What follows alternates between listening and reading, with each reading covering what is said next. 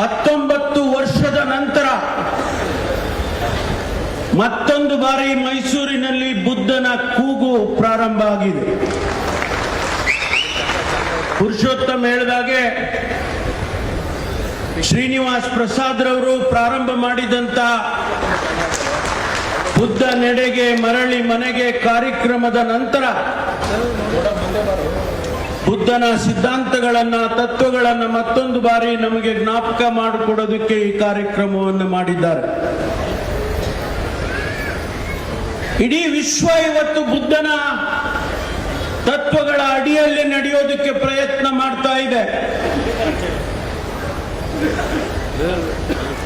ವಿಶ್ವದ ಶಾಂತಿಯ Nobel prize ಅನ್ನ ಪಡ್ಕೊಳ್ಳೋದಕ್ಕೆ ಸಾಕಷ್ಟು ಪ್ರಯತ್ನಗಳು ನಡೀತಾ ಇದೆ. ಈ ದೇಶದಲ್ಲಿ ಶಾಂತಿ ನೆಲೆಸಬೇಕು ಅಂತ ಹೇಳಿ ಕೂಗು ಹೊರಟಿದೆ. ಪ್ರಸ್ತುತ ಸಮಾಜದಲ್ಲಿ ಗೊಂದಲಗಳ ಮಧ್ಯೆ, ಜಾತಿಯ ಸಂಘರ್ಷಗಳ ಮಧ್ಯೆ, ಧರ್ಮಗಳ ಸಂಘರ್ಷಗಳ ಮಧ್ಯೆ ಬುದ್ಧ ಮತ್ತೊಂದು ಬಾರಿ ಎದ್ದು ನಿಲ್ತಾ ಇದ್ದಾನೆ.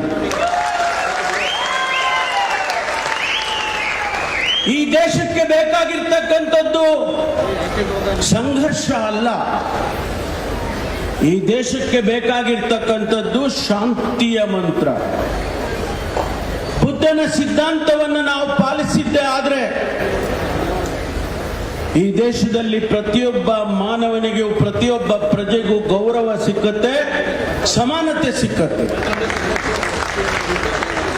ಬಾಬಾ ಸಾಹೇಬ್ ಅಂಬೇಡ್ಕರ್ ಅವರು ಹೋರಾಟ ಮಾಡಿದ್ದು ಯಾವ ಉದ್ದೇಶಕ್ಕಾಗಿ?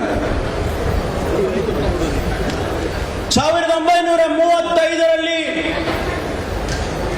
It is unfortunate that I was born as a Hindu, but I will never die as a Hindu. 35ರಲ್ಲಿ ಹೇಳಿದಂತ ಮಾತು 1956ರವರೆಗೂ ಬಾಬಾ ಸಾಹೇಬ್ ಅಂಬೇಡ್ಕರ್ ಅವರು ಅಧ್ಯಯನ ಮಾಡ್ತಾರೆ, ಚಿಂತನೆ ಮಾಡ್ತಾರೆ, ಪ್ರಯತ್ನ ಮಾಡ್ತಾರೆ. ಯಾರು ಹಿಂದೂಗಳಿದ್ದಾರೆ ಅವರಿಗೆ ಸಮಾನತೆಯನ್ನ ಕಲ್ತ್ಕೊಳ್ಳಿ ಪ್ರಯತ್ನ ಮಾಡ್ತಾರೆ. ಯಾವತ್ತೂ ಆ ಪ್ರಯತ್ನ ಸಫಲ ಆಗೋದಿಲ್ಲ. ಯಾವ ಹಿಂದೂ ಸಮಾಜ ಆ ಮಾತುಗಳನ್ನು ಒಪ್ಪೋದಿಲ್ಲ. ಬಾಬಾ ಸಾಹೇಬ್ ಅಂಬೇಡ್ಕರ್ ಅವರು ಅನಿವಾರ್ಯವಾಗಿ ಬುದ್ಧನ ಪಾದದ ಅಡಿಯಲ್ಲಿ ಹೋಗ್ತಾರೆ. ತಾವು ಅರ್ಥ ಮಾಡ್ಕೊಳ್ಬೇಕು ಸ್ನೇಹಿತರೆ,